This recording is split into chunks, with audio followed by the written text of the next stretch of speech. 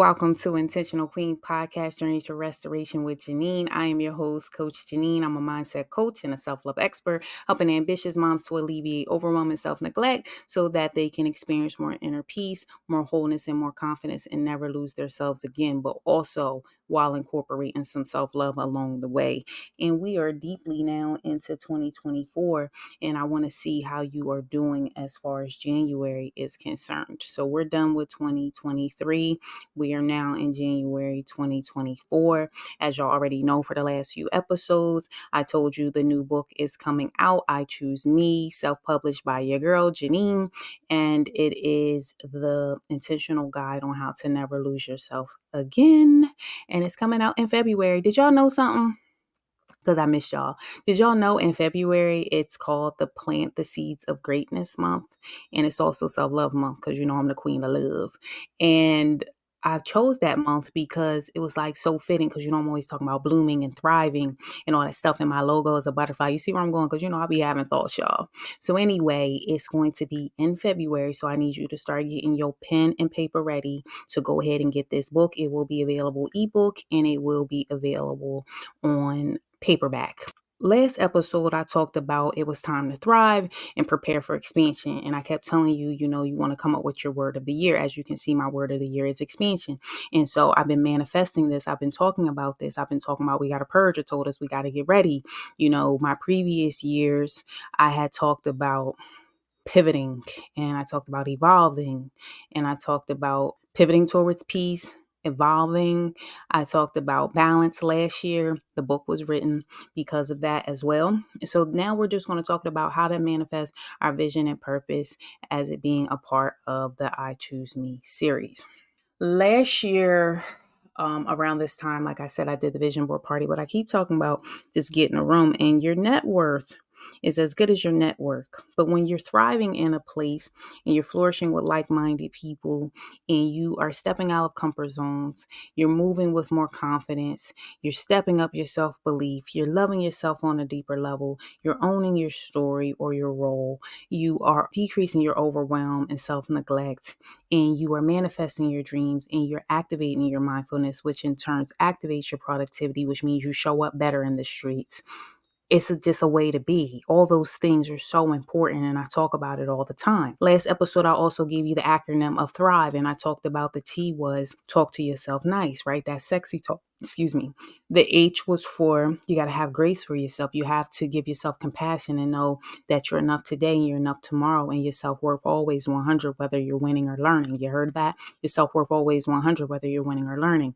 I talked about R being restoration, right? The podcast is called Journey to Restoration. You watch me become restored every time I step on the mic. I got better from 3 years ago, and just sharing my story, right?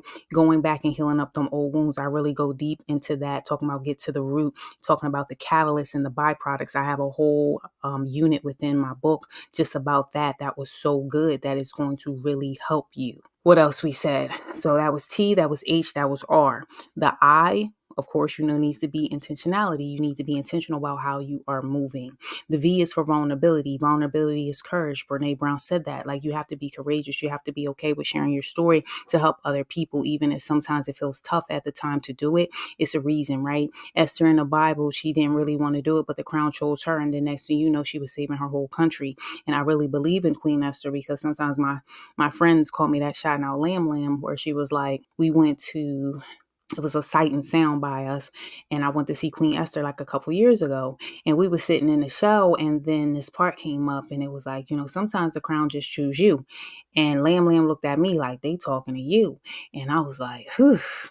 And this was right when the podcast was getting started. So like at the point, I didn't recognize where I was going to be today.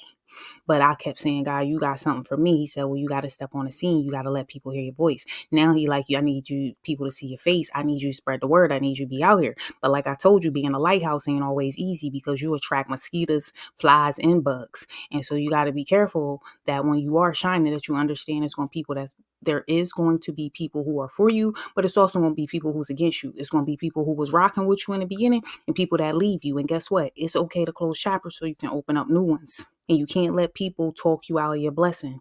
And you got to watch for snakes out here in the grass.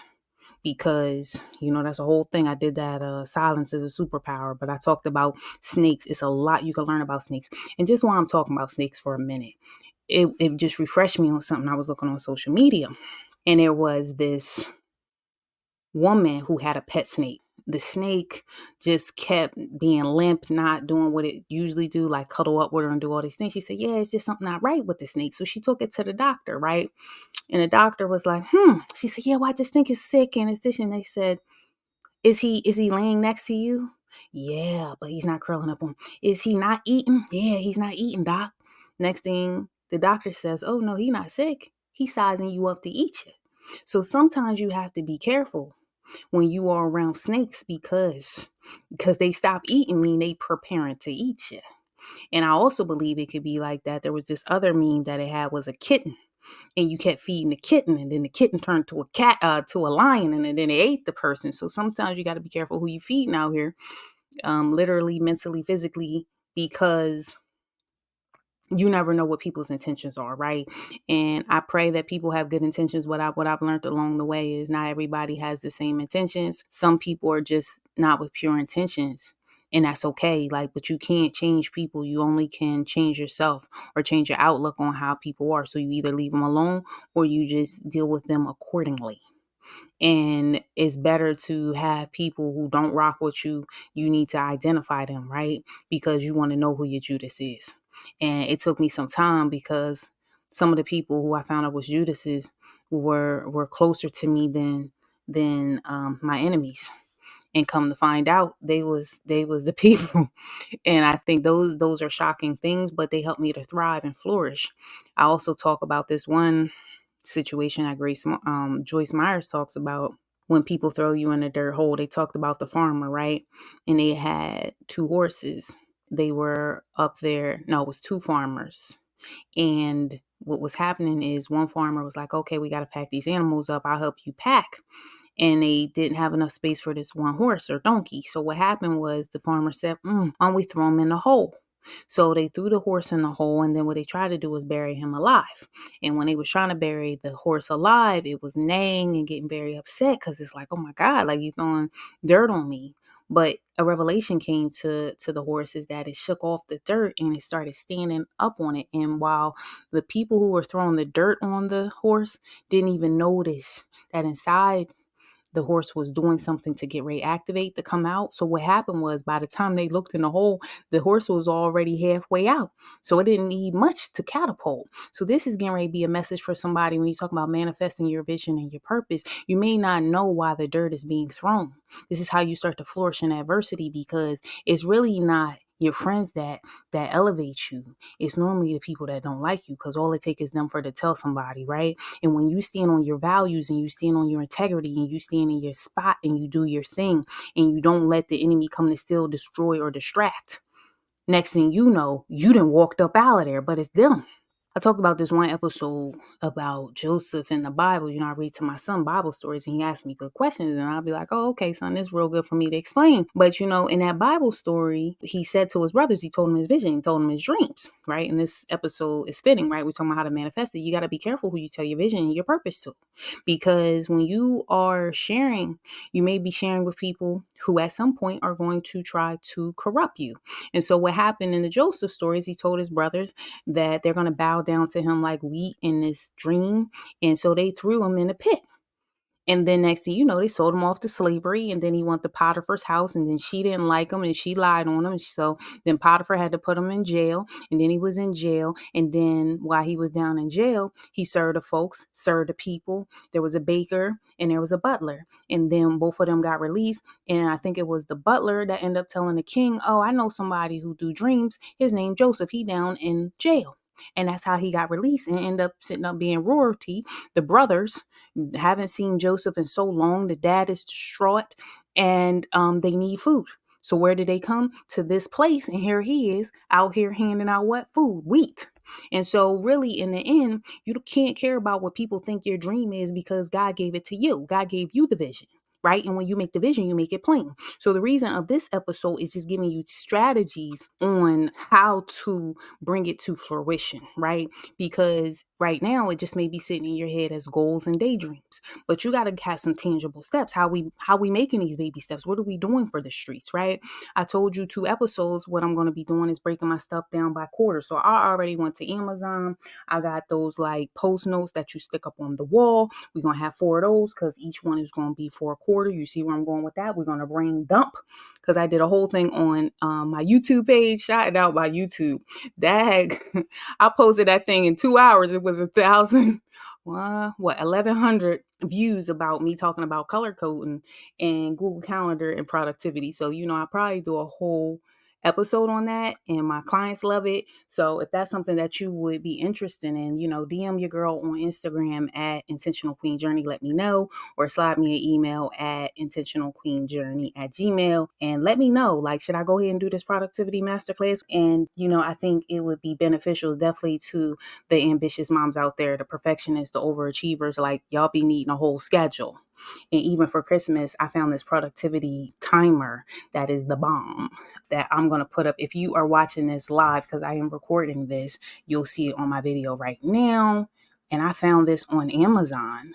And this thing is the bomb. And it just lets you just turn it and it just does the times. And I love it. So it's a really good productivity tool. I went on and ordered me a planner that lets me write things down daily, time that thing out, and I could put my big 3 on there. I got a dry erase board that has the whole year. So all these products probably came about $20-$30. And so, yeah, I got my dry erase board. So I'll probably do a little reel on it so you can see like what I'm doing when I'm writing it out. But it's time. It's time. So expansion is my word. What's your word? I want to know what you are in the streets, because this is going to be your compass. So everything that my goals, maybe some of the things I did not complete last year, but I got to definitely, moving forward in quarter 1, I'm going to break things up in quarters. I think it's easily, is that even a word? It's easier to manage your goals when you can see them in smaller increments instead of bigger ones. So when you hit different quarters, you can know what you need to pick up on for the next quarter, like just to kind of keep a better bird's eye view. Because if it ain't written, it ain't so. And Habakkuk 2:2 and 2:3 in the Bible says, make the vision, make it plain. So I went off on a tangent on that. Your purpose, learning what your passions are. What are you passionate about? I'm passionate about teaching. I'm passionate about helping women no longer, suffer in silence and just using their voices and stop being burnt out and not being stuck in society standards. I'm like helping the perfectionists and overachievers no longer feel like they have to people please and do all these things. I'm helping people be more vulnerable. I'm helping people show up with more confidence. I'm helping people be the best version of themselves. That's like my mission. And so any space that I step in, that's what I'm going to promote. What are your vision? What is your mission? And use that to catapult you into the spaces that you need to do, because it'll help you outline what opportunities are for you or maybe what's not for you right now. What's your superpower? I was asked that question. It was so good that I like paused when they were like, what's your superpower, girl? And I was like, what's my superpower? So what's your superpower, girl? Write that down in your journal. I think that need to be a journal prompt. What's your superpower? So for mine, what I wrote was intentionality in my voice. I think at this point, y'all know me by my voice. I'm not for no games. I'm going to teach you, but I'm also going to give you tough love if I need to. I'm going to support you, but I'm also recognizing that I have to serve from my overflow. And so, I had some proactive self-care, okay? I done had a spa day. I got some $1 million flowers. Oh, they're so beautiful. They smell good. You guys got to get some. They are nice. It's so nice. I was like, oh, these is fancy. I went out to 2 wonderful dinners. People were taking me out to nice restaurants. Your girl was getting cute. She had on her heels and feeling good, because when you've been down in that pit that I told you about with the farmer, like when you've been down there for a long time, like when you start seeing daylight, you be like, oh, I miss out here. I don't want to rip and run the streets, but I do like to dibble and dabble out there just to see what's going on and have a little fun, take a break, not take myself so seriously all the time, because I feel like as a perfectionist, we can become workaholics and just really that work-life balance. That's how burnout happens. And like I said, this all goes back to the I Choose Me series, because you have to take those beats and those moments for you. It was really funny. I don't think my son thought it was funny, but on my birth, I said to him, I was like, "This my day, buddy. So it's about me today. Any other day it's about you, but today is about me. So what I want to do, we not doing what you want to do. We doing what I want to do today. It's my day." And he felt that, and I think he said, "Yeah, because it's your day," and he just let me be. It's just really sometimes setting these boundaries. Sometimes we conform and people really will treat you how you teach them how to treat you. So when you really get to that space of you really do have to teach people how to treat you. And that goes for your family, that goes for your coworkers, that goes for anybody around you, because you are setting the tone. And when you set the tone of what you will accept and what you stand on, that goes to your values. You should have personal values, you should have professional values, and you should have things that you stand on as your standards. Now, some things, can be what's the word, compromised, meaning like you may not stand firm, but you should have some values that are non-negotiables. Like I stand on integrity, I stand on respect, I stand loyalty, respect, integrity, intentionality, the work that I put out. I give everything to the best of my ability. I don't like things that are like not, well, being an ex-perfectionist, I wanted that thing to be perfect, but I want to do things with good intentions, but that's not the word I'm looking for. But when you put something out and it's quality work, like anything I do, I want to give you the best to my ability, quality work. So just knowing your values and writing them down, knowing your mission, knowing your why. Are you building legacy? What are you doing? Why are you doing this? Because it will become times where you will get distracted, or you will be tired, or you will be hit with so much foolery that you like, why am I doing this again? Because when you know that you are building for generations behind you, it's a way of feeling so proud to know that the bus stops with you and you are sowing seeds for later. And that means sowing seeds in your mind. That means sowing seeds in your heart. That means all these positive things, because you really don't want weeds to take root. And if you continue to sow positive seeds, weeds don't really have much place in there, because you flooded it with so much positive things, right? Positive affirmations, journaling your journey, listening to motivational things. Like there's so many things that you could do to flood your mind. Like I don't even really be looking at the news right now because it can bring me down. It's a lot of bad things happening with people and people in the news and famous people. And I'm like, man, I want to remove myself from that because I don't want to take on that mentally. And so manifesting your vision and your purpose is really setting in what you're passionate about, praying about what God wants you to do, making the vision, writing it out, and making it plain, getting the tools. Go ahead and buy the things that you need to do. Seek out your community. And as I said with my girl Pauline, she was one of my clients, and how she brought that 30K energy, and she was really stressed about some things about getting this 30K month. And I was able to help her mindset work and have a vision for her business of where do you want to go and how can I help get you there? And what mentally do you need to do? What stumbling blocks? Because sometimes our mind gets in the way and slows us down and trips us up. And I can personally say for me, I was having some mental blocks about my book and putting it out. But, we here now. So it's going to be there in February, and it's been done. And the cover looks beautiful. And if you're not on my email list, you need to get in there. Get the Ready to Thrive 3-day free challenge, where I drop actionable steps right into your email to help you to thrive. Okay. We talking about boosting your mindfulness. We're talking about activating your healing, doing anything for your confidence. Like we have it all set up for you. It's beautiful. And I've gotten good results from that. And I was telling you what February means and why I'm so happy about the book and the purpose of the book. I talk more about this topic in the book as well. And I will see you guys soon. Like I told you, I'm going to keep doing the I Choose Me series. And if y'all really want to, I'm thinking about doing a virtual party for the launch. I've done virtual events in the past, and I think it would be dope if we did it again. And maybe I'll invite some friends and we make it a whole event and you just click in. And I think it's going to be good. So, I got some thoughts. Jineen got some thoughts. But let's rewind and get you out of here. What you want to talk about, how to manifest your vision and purpose. Document this thing, get it together. Know your values. What's your superpower? I want you to journal that. What is that? I want you to get you a like-minded community. You in here, one, if you come in to visit me, then here you are. You an intentional queen tribe. Go ahead and formally stop dating us and go ahead and marry us by jumping into the email list at intentionalqueenjourney.com. You can scroll all the way down, or you can go to intentionalqueenjourney/ready to thrive, and you will be activated the same way. Knowing your mission and your why, standing on that thing and put that thing on a post note and put it in your bathroom or in your mirror or in your planner. Get your planner, okay? And just decreasing your overwhelm. We not trying to be stressed out here. Nah, we trying to be cute. We trying to drink our water. We're trying to be cute out here in these streets for 2024. And I'm ready to just see y'all level up to your intentional queen, to a better you. And I'll see you guys soon, okay? Bye-bye.